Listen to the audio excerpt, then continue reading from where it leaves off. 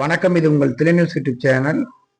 கடலூர் மாவட்டம் சிதம்பரம் வடக்கு வீதியில் கரூர் வைசிய வங்கியினுடைய 2வது தளத்தில் பிரம்மகுமாரிகள் ராஜயோகா தியான நிலையம் அமைந்துள்ளது. இந்த தியான நிலையத்தில் இன்று சிவராத்திரி முன்னிட்டு சிறப்பு தியான பயிற்சிகள் நடைபெறுகிறது. சிவனால் நடத்தக்கூடிய ஒரு தியானம். நம்ம பக்தியில அந்த சிவனை தான் நம்ம வழிபட்டுட்டு வந்தோம். அதே சிவன் தான் இப்ப ஜோதி ரூபமா இந்த தியானத்தினுடைய விளக்கத்தை நமக்கு இப்ப சொல்லி கொடுத்துட்டு இருக்காங்க.